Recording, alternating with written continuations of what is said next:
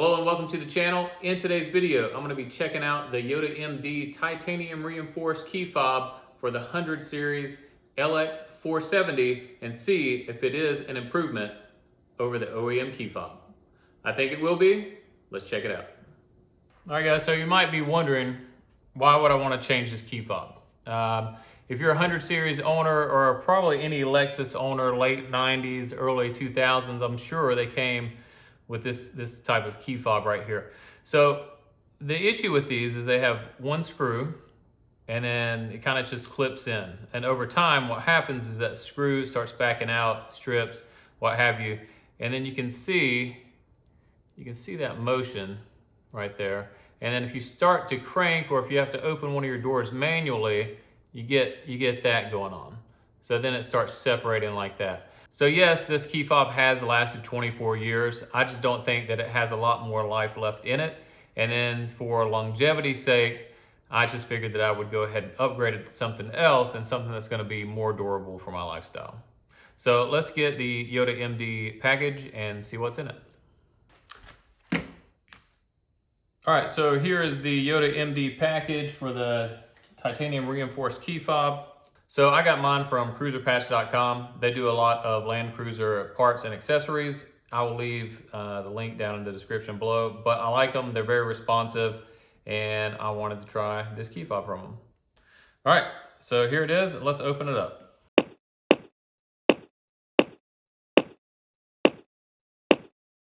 So per the instructions, we're gonna take the back end of the key fob and we're gonna populate the nuts into these holes. So there's little tiny nuts here, just gonna press those in.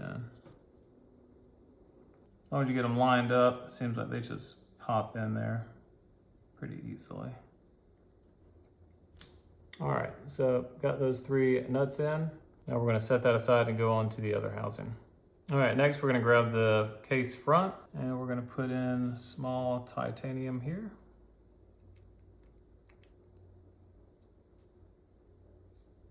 Like so. And you want to add your remote. All right, so now let's put in the key portion. Just gonna pop it in there like that. And it should be snug to the front. There should be a little gap here because you're gonna be putting a shim right behind that. So it looks like these shims come in 3 different sizes. I'm gonna go for what seems to be the largest, and that's what I'm gonna put in.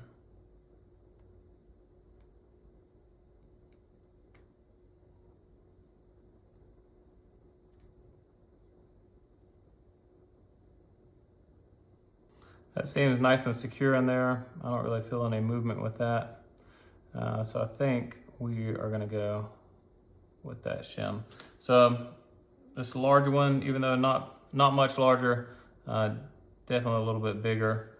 So we're gonna go with the medium shim and then continue on with assembly. One other thing that the instructions said is to kind of check this.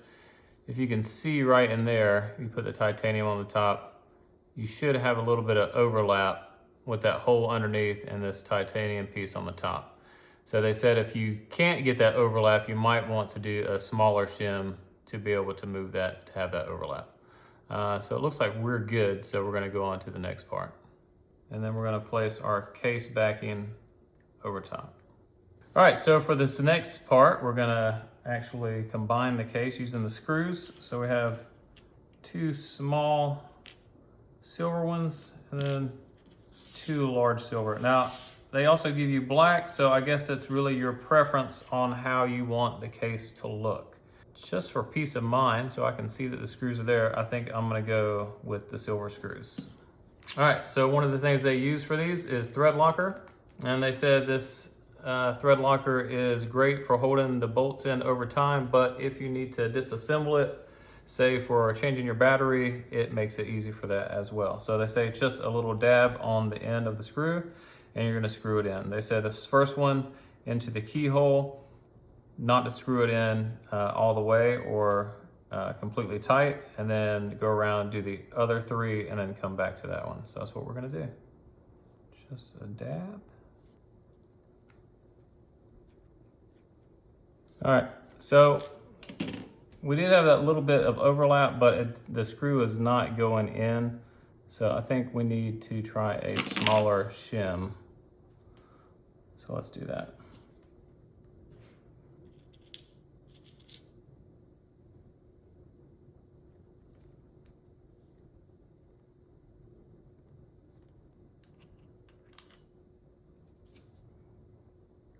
All right, so let's try this again. Get everything lined up.